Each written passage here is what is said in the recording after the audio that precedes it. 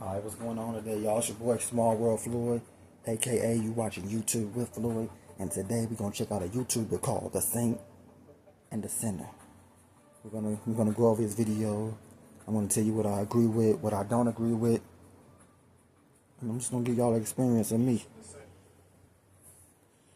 Let's get it.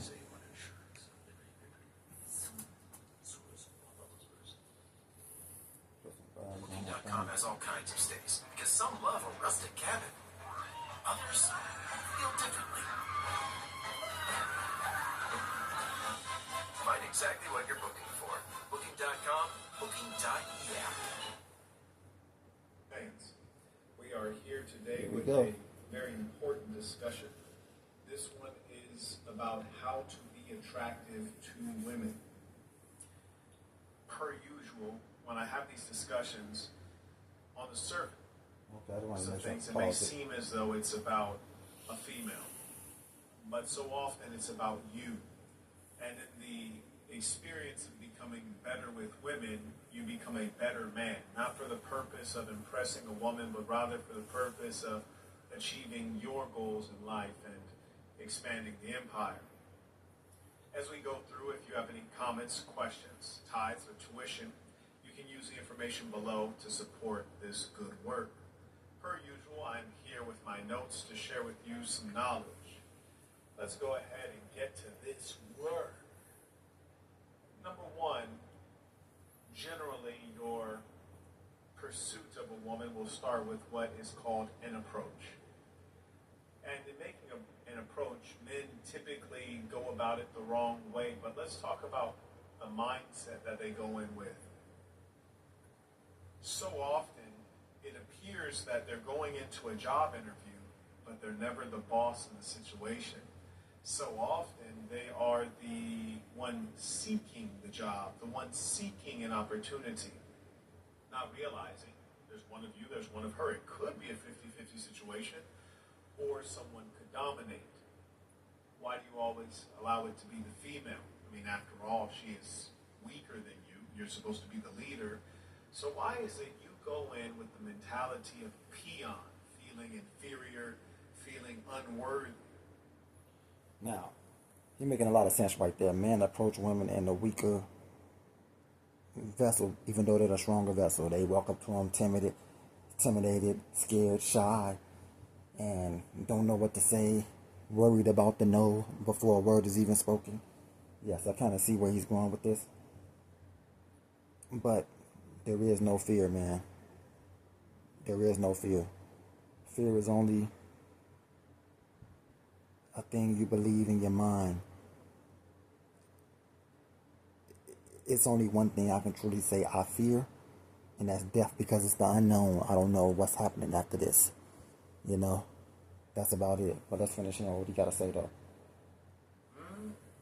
So number one, know that your goal in the engagement is not to impress her. In fact, the experience is not about her. It's about both of you. And you should have a goal when you go in. And the goal is not, I have to make her like me, I have to get her number, I have to convince her to go out with me. None of those are the goal. The goal is to find out if she is aligned with your pre-existing values. And if so, how will you categorize her according to the three categories that I identify in the Big Game Conference? How will you categorize her? Does she align? If she doesn't align, there's nothing wrong with striking up a conversation with a good-looking woman, being polite and cordial, enjoying a laugh, and then saying, hey, it was a pleasure to meet you. Would you say your name was again? Cindy. Pleasure. Mark Webber. I'll see you around. I had a friend like that in Tucson, Arizona. He was always like that. Like, he would talk to every woman that he seen that he found attractive, and would never ask them for anything further, like their phone number. Can he meet them later? Can he, take them out to dinner? None of that. He would say exactly what he just did right there. And I always used to ask him, like, bro, why you don't ever close the deal? You know what I'm saying? Try to see if you can get up with him later. He said, because that's not what I was trying to do. And I was like, I never understood what he was saying when he said that. Like, well, what you mean? That wasn't what you was trying to do. I always wondered what it was that he was trying to do. And he never really explained it. He just said, I know I'll see her again, and I'll make her smile again, and I'll be a step closer. And I was like, a step closer? You know, he worked really differently, but he had women just all over him. He was a great guy, charismatic. It was a good thing to watch. It was some good experiences I learned from him about not always being so thirsty for the woman. You know, just sit back and let her come to you. And walk away. Nothing wrong with that. You see, if you feel as though every time you approach a woman because she's attractive, you always have to ask for her contact information or try to get a date or try to sleep with her, that just lets both you and I know that you have no standards. You have no real requirements or expectations of the woman, and that's why so many of them are unruly and they misbehave, because you will accept anything.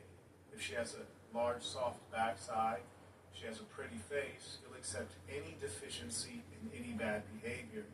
Me, I won't stand it. And those of you who do stand it, you create a worse world for all of us. We all suffer. Now, when you start engaging her in that initial conversation, you should try to stay awake, not too excited. Stay in a position of calmness and relaxation and seek joy. And you should be doing this in your life in general. But let's dig in a bit. When I say that you should be seeking joy in the conversation, that means that the conversation is a mutually beneficial experience whereby you're, of course, trying to engage her and have conversation that's stimulating to her, but also it should return something to you. Too often you're thinking, how do I get her to talk? How do I get her to laugh? How do I do fill-in-the-blank impressive thing to make her day better? But you forget about yourself as though you don't exist or you have no meaning or relevance in the world. And that's really... See, and sometimes I disagree with some stuff people say too, like, women, they want you to approach them so they can tear you down, make you feel like crap, boost their day up so they can therefore tell a girl, their homies, or their boyfriend or husband, like, oh, I got hollered at today. No, I turned them away, but, you know, it feels good to know I still got it. While you have to take in the sunken moment of feeling somewhat defeated, feeling like, damn, I don't want to do that again. But that's the part of you have to lose. You have to do that again. You need to want to do that again. Because women are weird. And they're made up this way of like they want attention. So you coming up to them, approaching them saying yes or no, they just love the attention. And some girls, they'll just walk off, but they know they got that attention. They won't say a word to you. They'll speed up.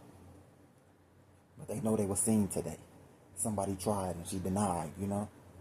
But I don't feel as though I like that feeling of a woman turning me down. And sometimes I had situations where women would turn me down and they never even looked at me. Never even looked. I'm like, how you gonna turn me down? You don't even see what I look like.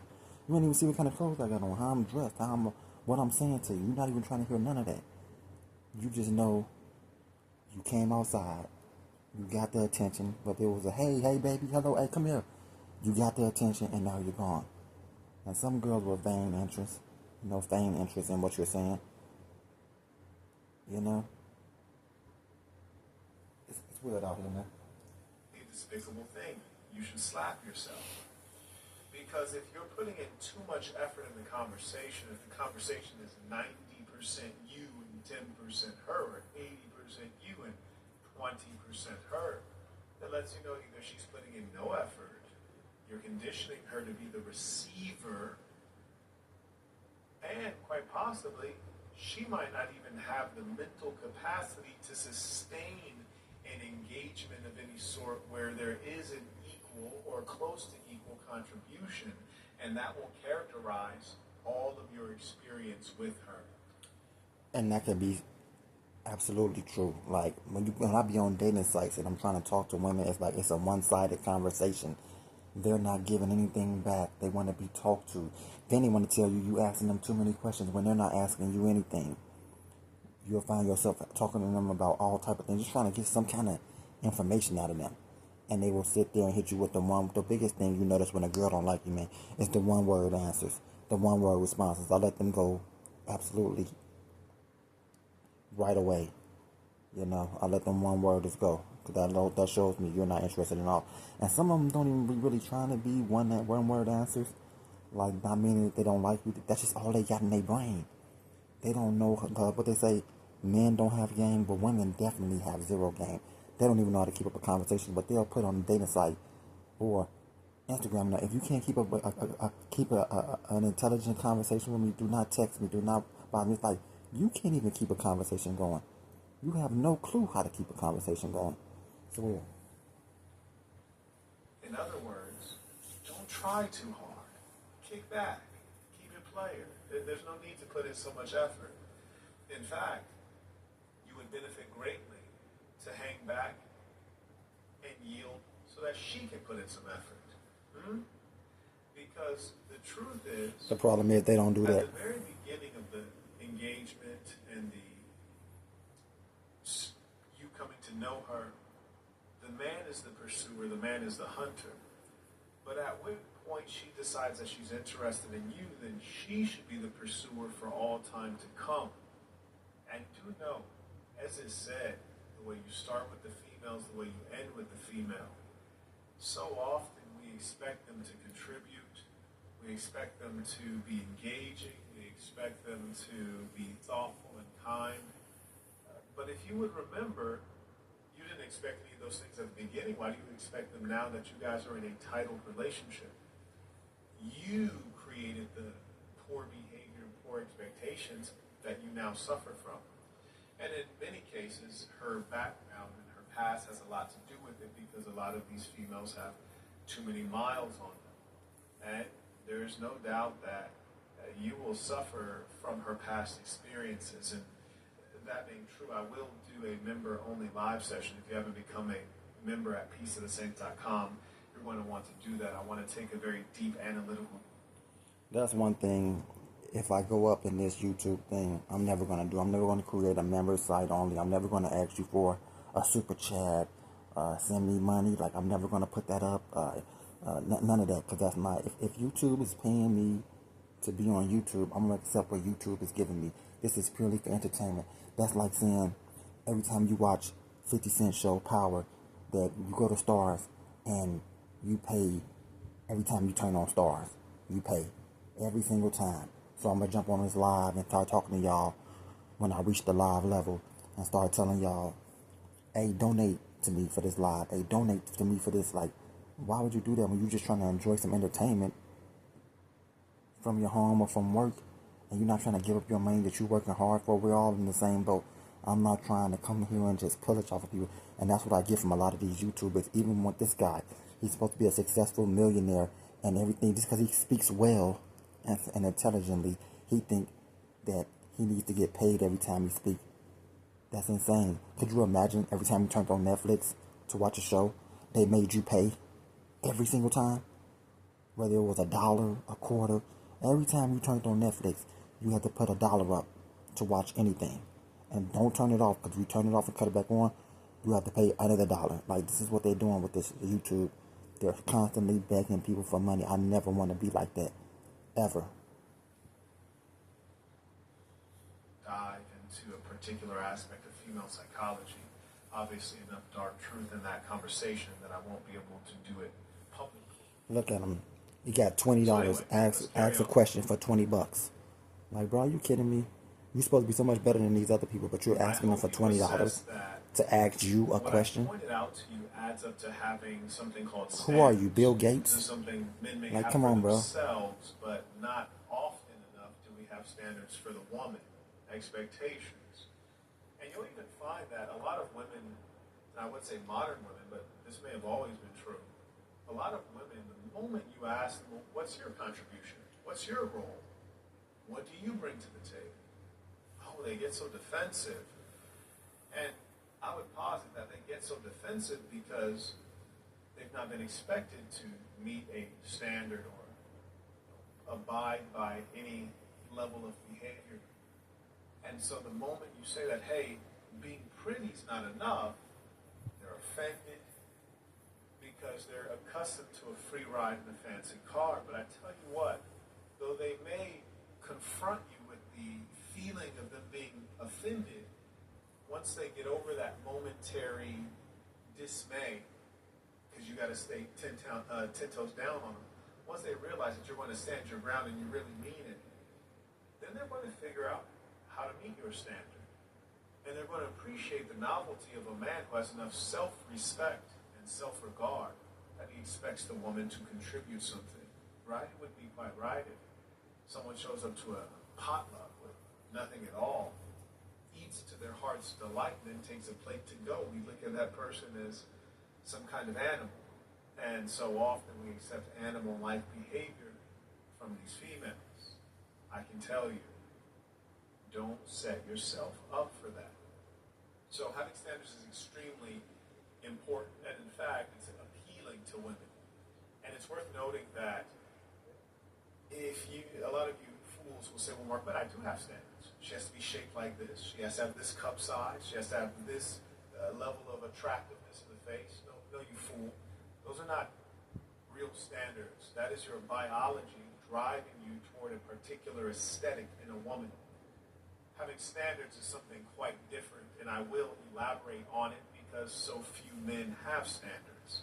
So it requires that I actually explain, and I will.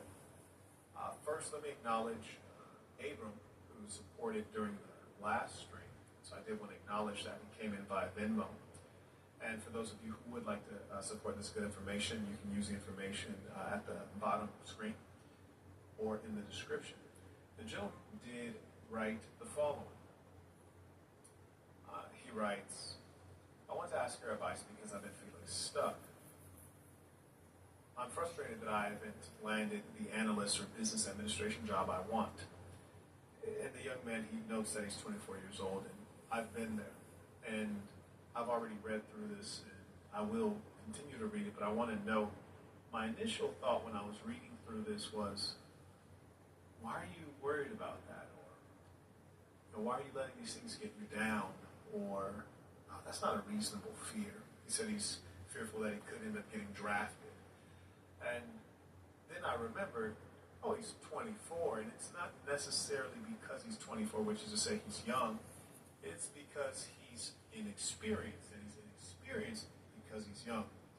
And then I realized, oh yeah, I may have thought some of these things at age 24 because you don't have enough experience to know what threats are more immediate and what threats are more remote and less likely. And so that's why I'm glad he asked this question, because I can provide him some calmness and certainty. And that's the the importance of wisdom. And that's why it's critical that we all be connected in community, because you need your older brothers, your fathers, your uncles, your grandfathers to be able to keep you centered and calm so that you don't panic in a world that appears to be very cruel, unpredictable, and challenging. Anyways, to carry on, the gentleman writes, I'm frustrated that I haven't landed the analyst or business administration job I want.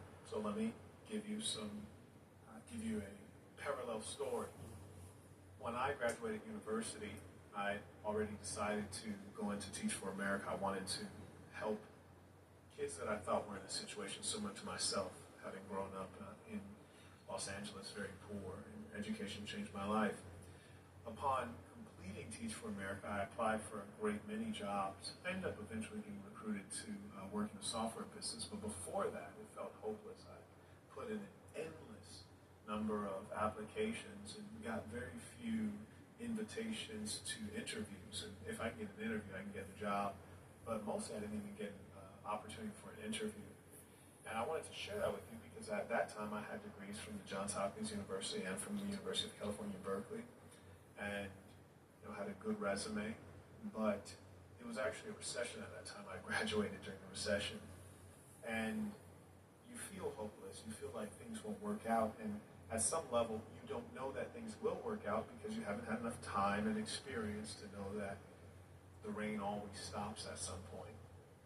You may be experiencing your first winter. The rain, the snow, it always stops. The sun will come out. And, if you move to California, the sun's always going to be out for you. So I say that to say this is really nothing to worry about. This is a part of the process, but I can tell you if you do anything a lot of times and you keep repeating what you're doing, sometimes you're in a business that's a volume business, meaning you just have to try a lot. But most of the time, you should be trying to figure out, how do I do it differently? If I can do it over again when I was a youngster, around your age, a little younger in fact, I kept applying to jobs on Indeed, on LinkedIn, on this and that. And so I figured if I apply to a higher number of jobs, then I'll eventually convert something. But I would have been much better to work my existing network. So often we're standing on top of diamonds and we fail to stick the shovel into the earth and dig them up, which is to say that the wealth is already right there within our reach, but we're traveling here and traveling there and not looking at that which is most easily accessible to us. So that's my piece of advice from you. Don't repeat the same strategies that are not working. Utilize the existing network that you already have. And if you're saying, Marco, well, I don't really have a network, probably that's not true. If you went to a decent high school, your chemistry teacher probably knows somebody, your government teacher knows somebody. If you're graduating from university, did you contact the Career Center? Have you gotten letters of recommendation from your professors? Have you asked them what you should be looking at in terms of internships? There's so many opportunities and options that you may not have looked into.